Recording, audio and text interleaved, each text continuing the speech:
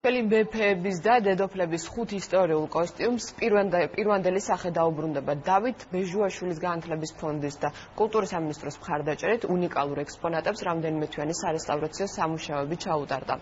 ეროვნული საგანძურის გამოფენის გახსნას სალომე შანშიაშვილი დაესწრო.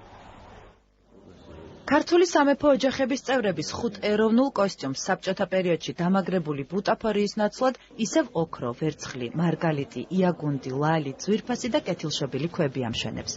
განსაკუთრებული ისტორიულ-მხატვრული ღირებულების უნიკალური ექსპონატების რესტავრაცია ხელოვნების სასახლის ლაბორატორიაში 6 თვეს გაგრძელდა. ძალიან მნიშვნელოვანია ასეთ საინტერესო, ასეთ ძველ ექსპონატებთან მუშაობა.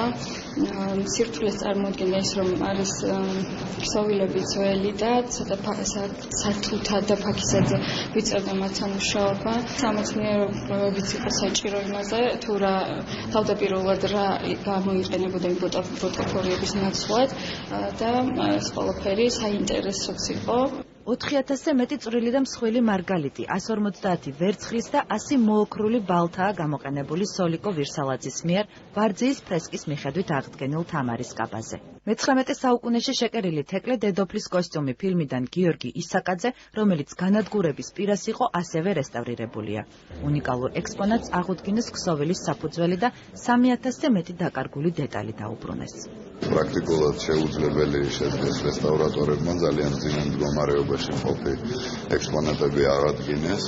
მე მინდა ძალიან დიდი მადლობა გადავუხადო ყველა იმ ადამიანს, ვინც ჩართული იყო ამ პროექტის განხორციელებაში და განსაკუთრებული მადლობა მინდა ბატონ დავით ბეჟუაშვილს გადავუხადო მის განათლების ფონდს, რომელმაც დააფინანსა ეს სამუშაოები. ეს არის ჩვენი ისტორია, ეს არის ჩვენი კულტურა, ეს არის ჩვენი ასლა და ალბათ მომავალიც, იმიტომ რომ ამაზე უნდა გაიზარდოს ჩვენი ახალგაზრდები. ჩვენი ფონდი აფინანსებს გვაქვს პროექტებს და შექმნილია იმისათვის, რომ მიეხმაროს ასე ვთქვათ, იმ მუზეუმებს, ბავშვებს იმისათვის, რომ იმათა უფრო მეტი ისწავლონ საქართველოზე. მე-18-მე-19 საუკუნეების ისტორიული ქსოვილის დეტალები და ორნამენტები გამოიყენეს მეფე ერეკლეს ოჯახისა და მისი გარემოცვის მარგალიტითა და ოქრომკერდით გაფორმებულ სამოსზე.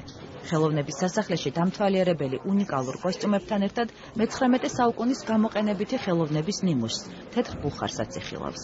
მიუხედავად იმისა, რომ ჩვენ ეროვნული სამოსის ძალიან დიდი ტრადიცია გვაქვს, არ არსებობდა მუდმივი მოქმედი ექსპოზიცია, ასე რომ დღეიდან ნებისმიერ დამთვალიერებელს შეუძლია მოვიდეს და იამაყოს იმ ტანსაცმლით, რომელსაც ქართველი მეფეები ატარებდნენ. დღესვე მოეწყო ეგრეთ წოდებული საიმპერატორო ბუხრის პრეზენტაცია, რომელიც საქართველოს კულტურისა და ძეგლთა დაცვის მინისტრის ინიციატივით იქნა აღნიშნულ სასახლეში გადმოტანილი. ის არის ერთცალად დამზადებული, მასლა განსაკუთრებული ხელოვნების ნიმუშია.